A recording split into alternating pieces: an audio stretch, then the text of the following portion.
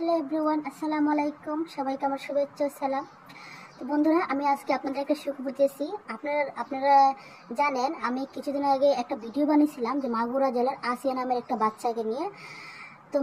তো আলহামদুলিল্লাহ মেয়েটা বেঁচে আছে। 8 বছরের বাচ্চাটা, যে মেয়েটা তার বোনের বাড়িতে যে ধর্ষণের শিকার হয়েছিল, আলহামদুলিল্লাহ মেয়েটা আজকে 4 দিন পরে তার জ্ঞান ফিরছে। যাই হোক, মেয়েটা বেঁচে আছে শুনে খুশি হলাম।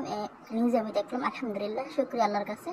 কিন্তু মেয়েটা বেঁচে আছে, কিন্তু বন্ধুরা আমাদের সমাজকে তাকে বাঁচতে দিবে না। তখন যখন মেয়েটা বড় হবে, স্কুলে যাবে, পড়ালেখা করবে, বান্ধবীর সাথে চলাফেরা করবে, তখন কেউ না কেউ তাকে এই এই জিনিসটা নিয়ে কথা বলবে, যে তোকে একবার দর্শন করা হয়েছিল। এই যন্ত্রণাটা মেয়েটাকে সারাটা জীবন বেঁচে মানে যন্ত্রণার তাকে সারাটা জীবন কষ্ট পেতে হবে আসিয়াকে। আমাদের সমাজের মানুষগুলো এতটাই জঘন্য। যখন মেয়েটা বড় হবে, দেখবেন তার ফ্যামিলির সাথে কারোর সাথে কোনো কিছু ঝগড়া হবে, তখন তারা তাদের এই মেয়েটাকে নিয়ে কথা বলবে যে তোর মেয়েকে ধর্ষণ করা হয়েছিল।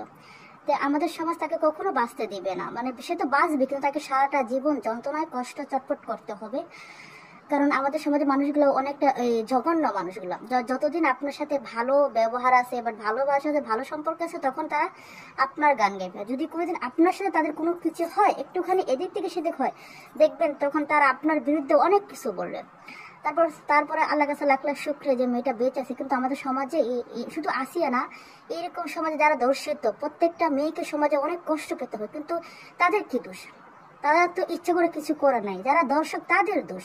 আমি মনে করি দর্শক যেই হোক, তার একটাই পরিচয়, সে দর্শক। কারো স্বামী হোক, কারো ভাই হোক, কারো ছেলে হোক, বাট আমারই ভাই হোক, কিন্তু তার একটাই পরিচয়, সে দর্শক। তার একটাই শাস্তি, মৃত্যুদণ্ড। তো আমরা চাই প্রত্যেকটা দর্শকের একটাই শাস্তি, তার মৃত্যুদণ্ড, ফাঁসি চাই। কিন্তু আমাদের সরকার, আমাদের দেশের আইন এটা হয় না, তাই বলে এতগুলো মানুষ ধর্ষণের শিকার হয়। তো যাই হোক, আলহামদুলিল্লাহ মেয়েটা বেঁচে আছে। সবাই আসিয়ার জন্য দোয়া করবেন। জানি না তার ভবিষ্যতে কি হবে, কিন্তু ভবিষ্যতে মেয়েটার জীবন অনেক কষ্ট হবে। তাকে যন্ত্রণা সারাটা জীবন বয়ে বেড়াতে হবে। কারণ আমাদের সমাজের মানুষগুলা তাকে ভালো থাকতে দিবে না, অতিষ্ঠ করে ফেলবে। আমাদের সমাজের মানুষগুলো জঘন্যতময়। আল্লাহ হাফেজ, ভালো থাকবেন। আজকের ভিডিওটা এই পর্যন্ত।